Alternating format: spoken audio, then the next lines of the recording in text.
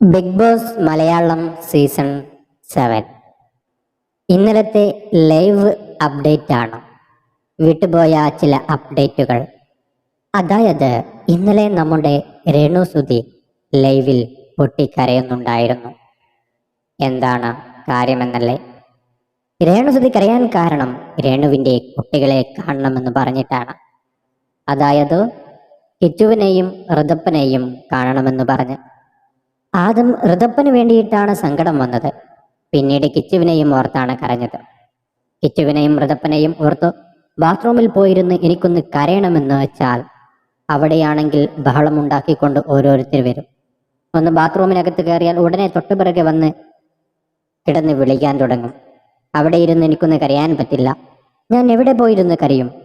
അങ്ങനെ എവിടെ നോക്കിയാലും ക്യാമറ ഇല്ലാത്ത ഒരു സ്ഥലത്ത് പോയിരുന്ന് കരയാൻ പറ്റുന്നില്ല. അങ്ങനെ മേക്കപ്പ് ഏരിയയുടെ അവിടുത്തെ ക്യാമറയുടെ മുന്നിൽ ഇരുന്നിട്ടാണ് ശരിക്കും രേണുവിന് സങ്കടം വന്നത്.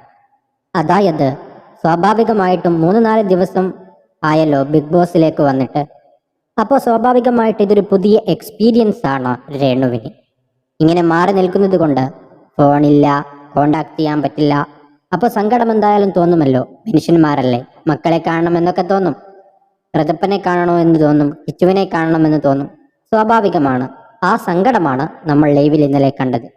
വീക്കെൻഡിൽ ലാലേട്ടൻ വരുമ്പോൾ സത്യത്തിൽ ലാലേട്ടൻ്റെ അടുത്ത് പറഞ്ഞാൽ കാണണമെന്നുണ്ടെങ്കിൽ എന്തെങ്കിലും സംവിധാനം ഉണ്ടാക്കി കൊടുക്കാൻ പറ്റുമെങ്കിൽ അത് ലാലേട്ടന് മാത്രമാണ്. എന്തായാലും ലാലേട്ടൻ വരുമ്പോൾ പറയുമായിരിക്കും. കൂടുതൽ അപ്ഡേറ്റുകളുമായി, ബിഗ് ബോസ് അപ്ഡേറ്റുകളുമായി വീണ്ടും വരാം. ചാനൽ സബ്സ്ക്രൈബ് ചെയ്യാൻ മറക്കരുത്.